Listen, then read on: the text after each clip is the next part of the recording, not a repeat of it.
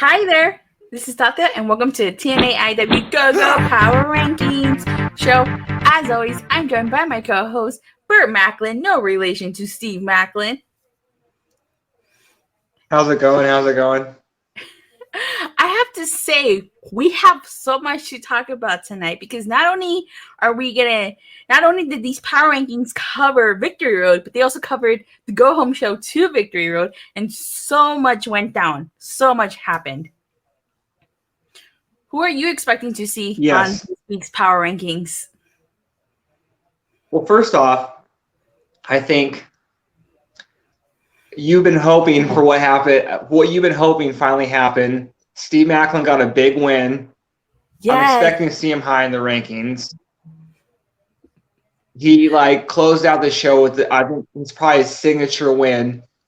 And I think we're going to see him move on from this feud. I'm not saying necessarily a title feud, but that was huge. So what do you think about that real quick?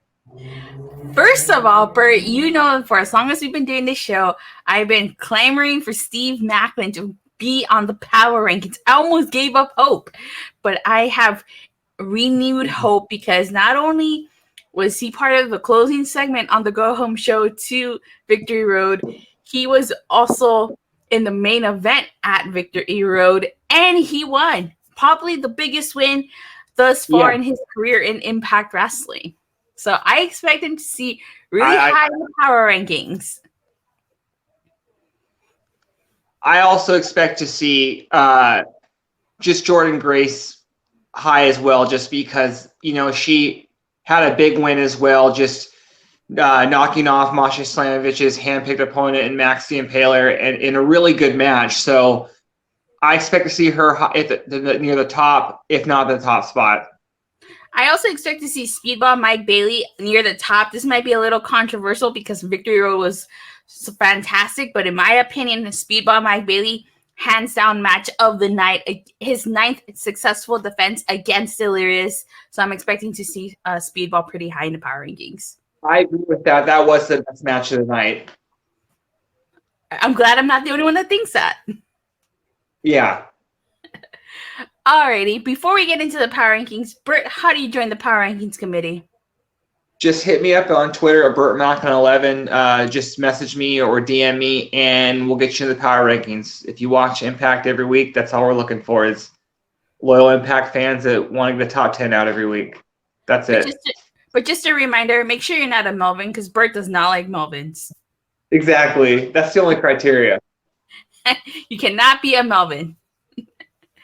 All right. Well, with that being said, let's play the power rankings.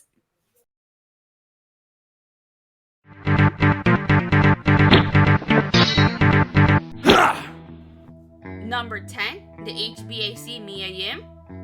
Number 9, DMC Brian Myers. Number 8, Bound for Glory Frankie Kazarian. Number 7, World Champion Josh Alexander. Number 6, Mickie James. Number 5, Bound for Glory Motor City Machine Guns. Number 4, Tag Team Champions Honor No More. Number 3, X Division Champion Mike Bailey.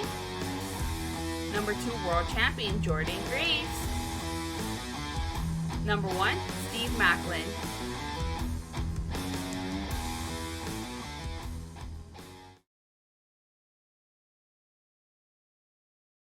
Wow. Josh Alexander, number 7. I was not expecting that. I mean, I know Homeboy lost and stuff, but wow, number 7? Number 7? That might be the lowest I've ever seen him. Yeah, same. But you know what? To be fair, he did lose. He did lose on Victory Road. He did lose. He took the pin. I was more surprised about him taking the pin. I honestly thought Rich Swann or Heath were going to be the ones to take the pin. And not only did he take the pin, but Eddie Edwards pinned him. A sign of things to come? Yeah, definitely. And I think even more foreshadowing, I think that they're going to paint a big picture that Honor No More is going to be the one to help Eddie Edwards win. It's going to be just too much interference. And yeah, I definitely see Eddie Edwards walking out of Bound for Glory as the new champion. We've been talking about it. Yes, we have. And we have. And like I've said, I feel like for Eddie Edwards' storyline to make sense, he has to defeat Josh Alexander. Do I want him to defeat Josh Alexander? Of course not. But I feel like that's the only way this storyline is going to make sense. Yeah, it's been heading toward that this whole time, and then we finally got a taste of what it's going to look like. And yeah, I thought Honor No More was actually going to lose the match, but Eddie getting the pin was just more foreshadowing for the people who don't think he's going to win. So, and he pinned Josh Alexander. Yes. All right. I want to talk about real quick. Because Mike Bailey, Tom talked about that he was creeping towards Christopher Daniels' streak at 13 wins, defenses, and he said that he got his 9th one. And I was like looking at Cage Match, and I could have sworn he had more, and I thought it was 10. So hold on one second. Okay, no problem. I thought Kazarian would be his 10th title defense at Mount for Glory. Yeah. According to Cage Match, it said he has 11 successful title defenses. Whether that's wrong or Impact's wrong, I'm not sure. But to answer your question, I think that this storyline is shit. Whether this is what number it is, I think that they're telling us a story that he is going to face Christopher Daniels at some point and get that record. Because I don't think, one, they would have him this high for a reason. 2, the record's been around for I think 13 years, they said. And 3, this is just another way to make Mike Bailey a bigger star in the company than he is now. And that's where they're going anyway. So I definitely see him beating Kazarian and then eventually beating Christopher Daniels for the record. Not only that, but commentary keeps bringing it up. They're like, most wins, Christopher Daniels. So it's building to that. And I honestly think they're going to save Daniels for last. They're going to save it. They're going to save him as the last title defense. I would too. And that's how the storyline comes full circle. You've been talking about Christopher Daniels and his 13th title defense. Make Christopher Daniels number 14.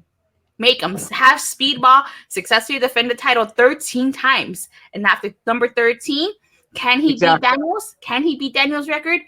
Have him face Christopher Daniels for the number 14th title defense. And then even thinking more steps ahead, the person that finally beats Mike Bailey could say that he beat the person that has the most title defenses ever in the X division. So it's like just making another star. And that's what you just have to constantly think about, is making more stars.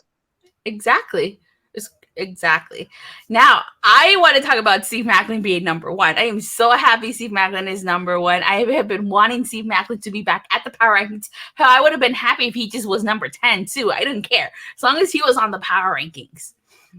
But I'm a little disappointed that we did not get Josh versus Steve Maclin prior to Josh versus Eddie Edwards. I do think Steve Maclin is next in line to whoever wins, Josh or Eddie. But to me, I feel like they have to keep building his momentum now. I think he should win the Call Your Shot Gauntlet. I honestly think he should. Just because I feel like, okay, yeah, he's the next one, but I want him to win that Call Your Shot Gauntlet. I feel like he needs one more big win to fully establish himself as number 1 contender. Well, anyway, I see him moving on from this current feud and doing something, whether it's a title feud, maybe going back and getting another X Division title shot again, but yeah, I could see him winning that gauntlet shot. But I don't think they need to make him put him in a world title feud just yet, where he's going to take a big loss and derail his momentum. He just needs to get more wins, more big feuds. I definitely do agree with that. So, there's 2 people I want to talk about on here. But I'm going to start with number 9, DMC Brian Myers. That his match with Bhupinder Gunhar was a good match. And even though Brian Myers is the one on the list and not Guhar, I have to say Guhar, for it being his first ladder match, I think he did a good job, but you could tell his inexperience showed. But I totally understand why Brian Myers is on the power rankings. He had a very successful title defense, and he found a creative way to win by tying, actually not tying, duct taping Bhupinder Gunhar to that ladder. It's all about working smarter, not harder. Exactly. Okay? You know, he's in there for the long fight. You know, he's trying to have a long career. You know, he's not going out there trying to do a bunch of cheap stunts and get a bunch of cheap pops. You know what I mean? He won the match. That's all that matters. Exactly. It's not how he won. It's the fact that he won. Exactly. To quote Ricky Bobby, if you're not first, you're last. Exactly. And if you ain't cheating, you ain't trying. So. Right? Okay. Exactly. So number 10, I feel like we need to talk about number 10, Mia Yim giving an incredible performance, not only in the five-way match on Impact, but in the triple threat revolver. She got 2 eliminations. She eliminated Laredo Kid and Alex Zane until freaking Kenny King halted her performance in the triple threat. But nevertheless, she deserves a round of applause. One hell of a performance, if you ask me.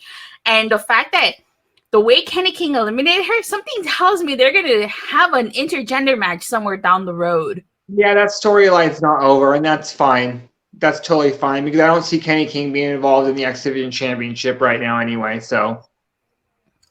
Yeah, same. Is there any other numbers that you want to talk about? Not really numbers, but I just want to say that I hope that now, like I said, that I could see now. I think if anything, we might see Maclin and Moose have one more match, and that's fine. Bound for Glory, a big match, whether it's like a cage match or last man standing. I think after that, then they go their separate ways. And then as far as Sami Callihan, the ring I'm bringing up, I know how we both wanted something maybe with Jon Moxley down the line, which I don't think we're going to get that, which, you know, that's sad. But the reason I bring up Sami Callihan, if I'm going to put my prediction hat on, I definitely see Sami having a match at Bound for Glory with Raven, especially since they announced Raven going to the Hall of Fame the night before. So I just want to put that out there right now, saying look out for that. I think that's a match, 2 matches you'll see at Bound for Glory. We got Bobby Fish. We could maybe get Jon Moxley. Well, unfortunately for Bob, I wish it was Red Dragon, but you know, in terms of Bobby Fish, that's a fish I'd throw back. That's a catch I'd throw back. I'm not really. It's Bobby Fish. Okay. I'm just saying, we got Bobby Fish. Maybe by some miracle we could get Jon Moxley at Bound for Glory. Maybe. But I think we discussed a lot. I mean, there was so much more we can continue to talk about, but you know, if we continue talking, we'll be here all night, and we don't want to. Exactly. We don't want to do that. We don't want to do that to the people watching. But thank you guys all so much for watching and for the continuous support. Please don't forget to like and subscribe. Make sure you hit that bell so you get notified whenever this video drops or whenever TNAIW releases a new video. And we'll see you guys next time. Bye. Bye. Watch Impact. Watch Impact.